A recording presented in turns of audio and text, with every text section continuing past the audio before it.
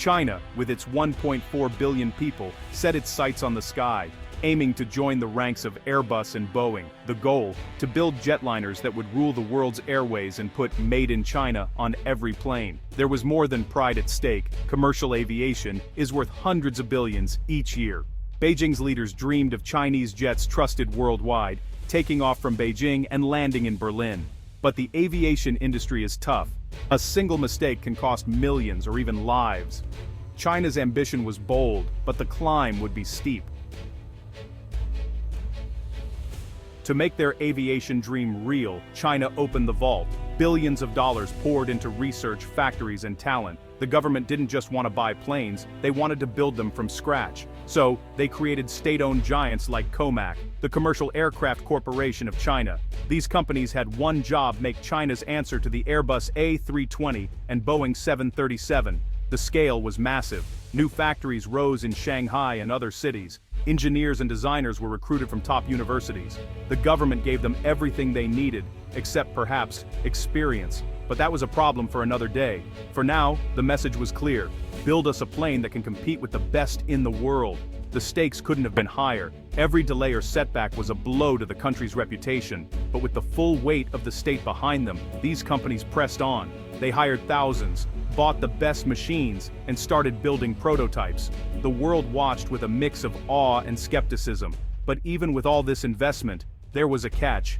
Building a plane isn't just about money. It's about know-how, safety, and trust. And that's where things started to get tricky for China's aviation ambitions. China knew it couldn't do everything alone, so they played the long game. They invited Airbus, Boeing, and other Western companies to set up shop in China. The pitch was simple: come build parts here, and we'll both get rich. In return, China hoped to learn the secrets of building world-class airplanes. This was classic technology transfer: learn by doing, and maybe, just maybe, outsmart the competition. Airbus and Boeing agreed to some deals. They opened joint ventures, trained Chinese workers, and shared some technology. But they kept their most important secrets close. After all, no one wants to train their future rival too well. China tried to get around this by sending engineers abroad, buying foreign companies, and even reverse engineering parts. The goal was always the same: learn everything, then do it better. But the aviation industry is a tough teacher. There are no shortcuts to building a safe, reliable jet.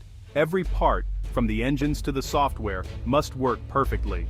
And Western companies were careful not to give away the crown jewels. Still, China learned a lot.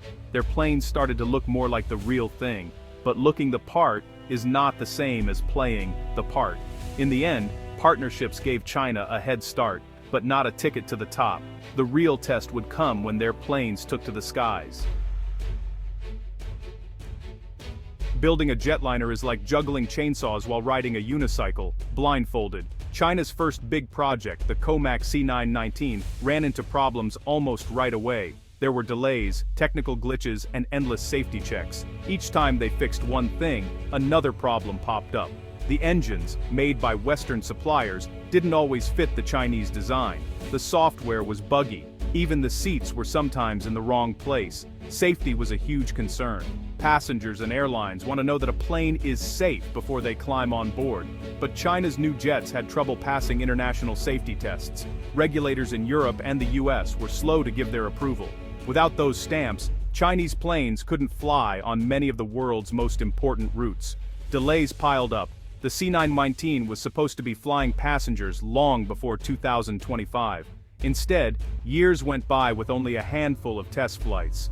Each setback was a reminder that building a jetliner is about more than just putting parts together. It's about trust, experience, and a relentless focus on safety. For China, these problems were more than technical. They were political. Every failure was front-page news. The world was watching, and the pressure was on. Let's talk numbers. The Airbus A320 and Boeing 737 are the gold standard for single-aisle jets. They fly millions of passengers every day. Airlines trust them because they're reliable, efficient, and safe. China's C919 was designed to compete head-to-head. On paper, it looks similar: same size, similar range, and even some of the same suppliers. But in practice, the differences are clear. Airbus and Boeing have decades of experience. Their planes have been tested in every condition imaginable. Pilots and mechanics know them inside and out. The C919, by contrast, is still a newcomer. Airlines worry about reliability, spare parts, and maintenance. They also worry about what happens if something goes wrong at 35,000 feet. There's also the question of global trust. Airbus and Boeing have built relationships with airlines, regulators, and passengers. China's planes still have to prove themselves. Until they do, most airlines prefer to stick with what they know. That's why, even with a lower price tag, the C919 has struggled to win big orders outside China. Quality, in aviation, is about more than just the hardware. It's about reputation, service, and a track record of safety. For now, Airbus and Boeing still have the edge. The world's reaction to China's aviation push has been a mix of curiosity, caution, and competition. Some countries cheered China's ambition. They saw it as proof that the industry could use a new player. Others worried about safety and standards. Would Chinese planes meet the same rigorous checks as Western jets? Would airlines take the risk? Airbus and Boeing, for their part, watched closely. They ramped up their own efforts in China, hoping to keep their market share. Western governments debated how much technology to share, worried about losing their lead.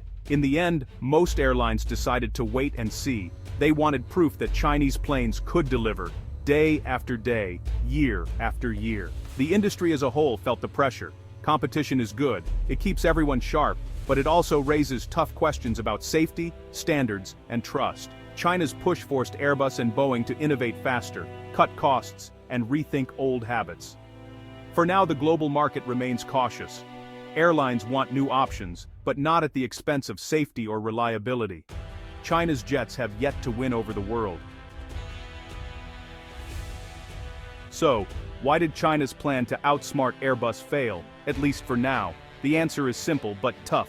Building a world-class jetliner is really hard. Money and ambition can buy a lot, but they can't replace experience or trust. Technical problems, safety worries, and a lack of global confidence grounded China's dreams, at least this time. But here's the thing about China. They don't give up easily. The country has learned a lot from these failures. Every setback is a lesson. Every delay is a chance to improve. The next generation of Chinese planes will be better, safer, and maybe, just maybe, ready to compete on the world stage. For Airbus and Boeing, the message is clear. Don't get comfortable.